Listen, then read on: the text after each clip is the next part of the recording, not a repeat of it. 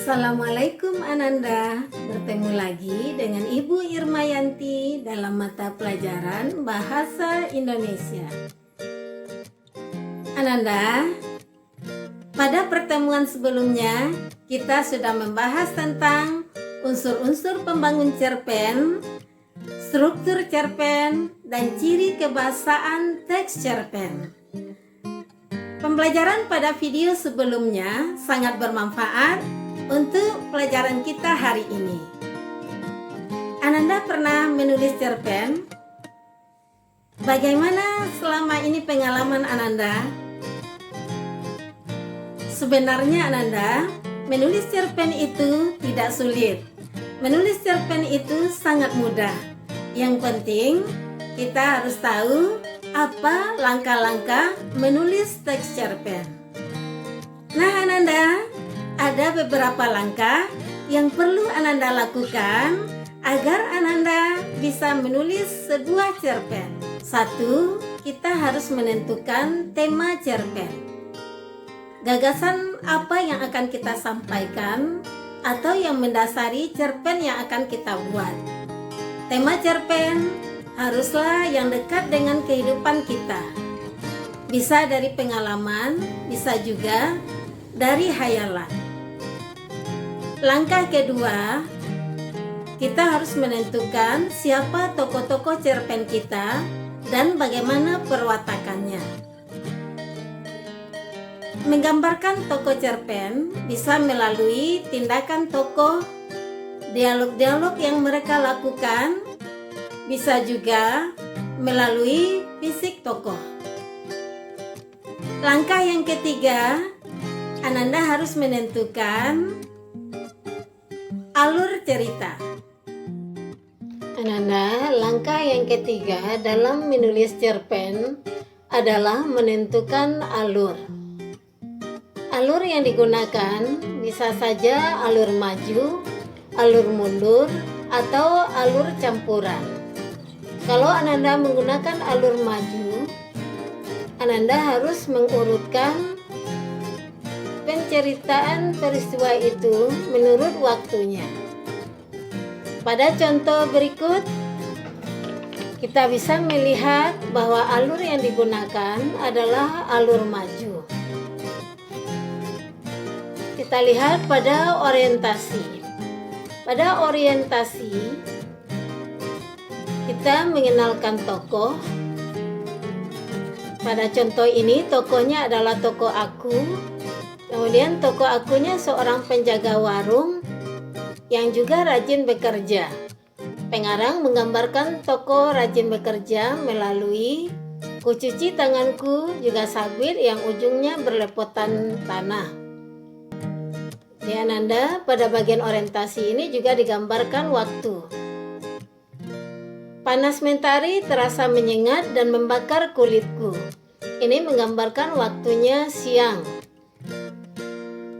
Kira-kira jam 12 karena di sini digambarkan mentari menyengat dan membakar. Artinya betul-betul panas. Ciri kebahasaan juga harus tampak mulai pada orientasi. Pada contoh ini Ananda bisa menemukan gaya bahasa. Panas mentari terasa menyengat dan membakar kulitku. Ini adalah gaya bahasa hiperbola karena ini berlebih-lebihan. Tokoh aku merasa kepanasan dan pengarang mengemasnya dengan kalimat panas mentari terasa menyengat dan membakar kulitku agar cerpen ini terasa menarik. Selain itu, pada bagian orientasi, Ananda juga bisa menemukan kalimat langsung atau ucapan langsung dari tokoh-tokohnya dan diapit oleh tanda baca, yaitu tanda petik ganda. Selain itu, Ananda juga bisa menemukan kata-kata tidak baku. Ada kata kok, enggak, dan lainnya. Kemudian Ananda, berikutnya kita harus membuat komplikasi. Struktur komplikasi ini Ananda menggambarkan permasalahan yang dihadapi tokoh, mulai dari permasalahan yang ringan sampai kepada yang gawat atau yang sangat mengkhawatirkan. Bisa Ananda lihat pada contoh ini.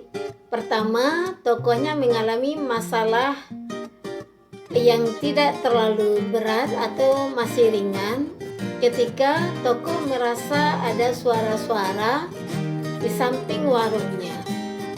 Dia merasa agak terganggu. Kemudian dilanjutkan dengan masalah yang lebih besar atau yang sangat mengkhawatirkan ketika induk anjing merasa anaknya diganggu dan dia dengan sangat marah menerkam dan melompat ke arah toko aku, sehingga membuat toko aku sangat panik dan sangat khawatir. Jadi kalau Ananda menulis cerpen, permasalahan yang dimunculkan harus seperti ini. Mulailah tampilkan masalah yang kecil, masalah yang masih ringan, kemudian makin lama masalahnya makin berat atau makin gawat. Kemudian langkah berikutnya Ananda tentukan evaluasi.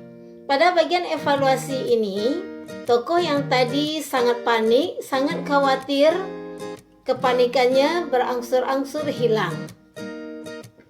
Bisa Ananda lihat pada contoh ini, tokoh aku yang tadi diserang oleh induk anjing sekarang jadi agak lega karena perhatian induk anjing terpecah ketika majikannya memanggil-manggil namanya, sehingga tokoh aku bisa bernapas lega, kepanikannya jadi berkurang. Dan berikutnya Ananda, bagian resolusi. Bagian resolusi, Anda lihat ini adalah akhir dari cerita, akhir dari cerpen kita. Artinya masalah tadi betul-betul hilang. Induk anjing atau dogi meninggalkan toko aku dan pergi menyusul majikannya, sehingga toko aku betul-betul terlepas dari masalah. Dia bisa bernapas lega, tersenyum lega dan bersyukur kepada Allah karena dia telah diselamatkan dari bahaya. Nah Ananda, tahap ini adalah tahap yang terakhir. Setelah ini Ananda bisa menentukan kira-kira judul apa yang cocok dengan cerpen yang Ananda buat. Judul haruslah singkat, menarik, dan ada kaitannya dengan isi. Ananda, ternyata menulis cerpen itu tidaklah sulit. Yang penting kita mengerti bagaimana cara menulis cerpen, bagaimana langkah-langkahnya. Demikianlah yang dapat Ibu sampaikan pada hari ini. Semoga bermanfaat bagi Ananda semua. Ibu sudahi dengan Assalamualaikum warahmatullahi wabarakatuh.